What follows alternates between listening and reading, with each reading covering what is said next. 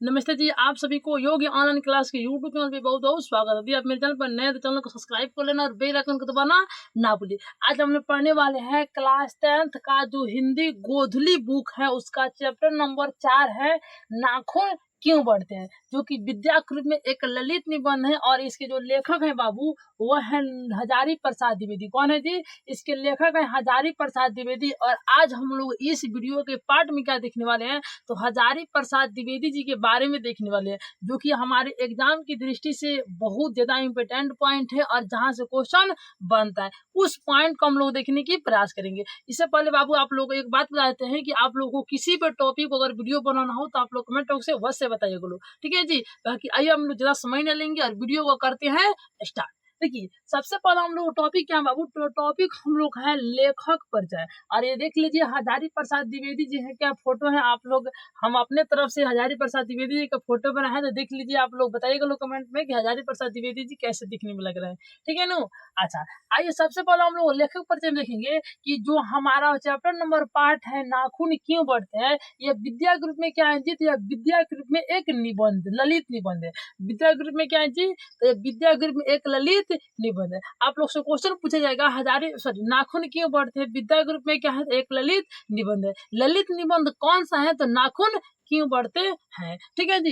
दूसरा क्वेश्चन पूछा जाएगा इस पाठ के लेखक हजारी प्रसाद द्विवेदी, यानी कि नाखून क्यों बढ़ते हैं, इस पाठ के लेखक कौन है, हजारी प्रसाद द्विवेदी। नाखून क्यों बढ़ते इस पाठ के लेखक कौन है जी, तो हजारी प्रसाद द्विवेदी है, ठीक है। आगे हम लोग कहते हैं हजारी प्रसाद द्विवेदी का जन्म कब हुआ था, तो 1907 ईस्वी में हुआ था। हजारी प्रसाद द्विवेदी का जन्म कब हुआ था बाबू, तो 1907 ईस्वी में हुआ था। आगे क्वेश्चन कहते हैं कि जन्म स्थान, यानी इसके जन्म जहां पर जन्म होते हैं हम लोग जन्म स्थान बोलते हैं, तो हजारी प्रसाद द्विवेदी का जन्म कहां पर हुआ था, तो देखिए छापरा बलिया उत्तर प्रदेश में हुआ था। कहाँ पर था बाबू, छपरा बलिया उत्तर प्रदेश में हुआ था। छपरा बलिया उत्तर प्रदेश में हुआ था।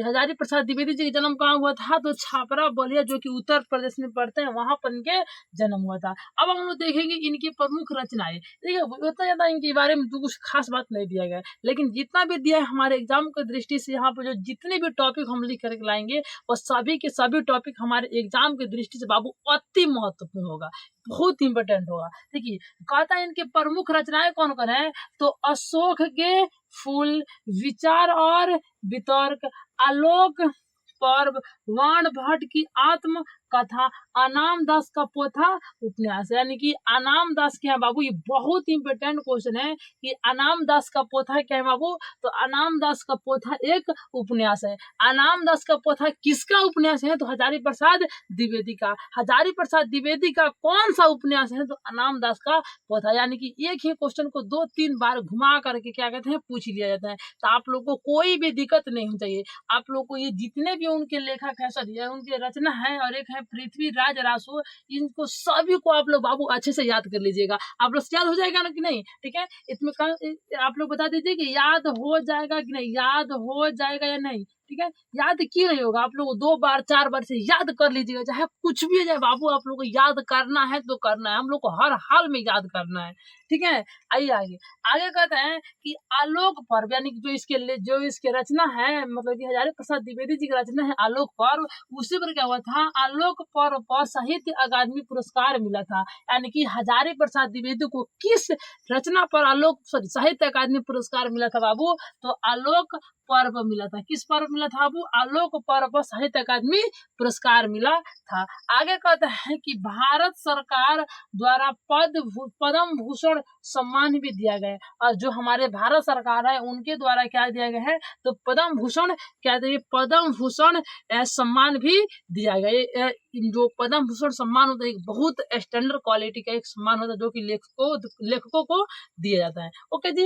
आगे कहता है कि यह पाठ हजारी प्रसाद द्विवेदी ग्रंथावली से लिया गया है। यानी कि जो हम लोग अभी पाठ पढ़ रहे हैं नाखून क्यों बढ़ते हैं, ये जो पाठ जानते हैं कहाँ से लगा है, हजारी प्रसाद द्विवेदी ने एक बहुत बड़ा ग्रंथ लिखा जिसमें अनेक सारे चैप्टर अनेक सारे कहानियां, उपन्यास, कविताएं हैं। ठीक है, वो मतलब कि उन्होंने एक ग्रंथ बनाया और उसी ग्रंथावली से क्या किया गया है, तो यह हमारे पाठ लिया गया है, जिस ग्रंथावली का नाम है हजारी प्रसाद द्विवेदी ग्रंथावली। और बाबू यह जो पाठ है एक ललित निबंध है, यानी कि जो हम लोग पाठ पढ़ते हैं, नाखून क्यों बढ़ते हैं लोग, तो नाखून क्यों बढ़ते हैं, जो हम लोग को पाठ है बाबू, यह एक ललित निबंध है। क्या है बाबू, यह एक ललित निबंध है। तो बाबू अगर आप लोग को इसमें समझने में या कोई भी आप लोग इसमें परेशानी है तो आप लोग बताइएगा लो, और जाते जाते बताइएगा लो कि जो हजारी प्रसाद द्विवेदी हम अपने द्वारा बना है तो आप लोगों को कैसे दिखने में लग रहे हैं लोग। ठीक है, हम उतना बड़ा कलाकार नहीं है, लेकिन जितने भी हैं मतलब कोशिश किए हैं बनाने के लिए, तो आप बाबू अवश्य बताइएगा लोग। बाकी ये जो आप लोग है समझ में आया कि नहीं, या नाखून क्यों बढ़ते हैं जो पाठ है उसका लेखक पढ़ते हैं, आप लोग को समझ में आया कि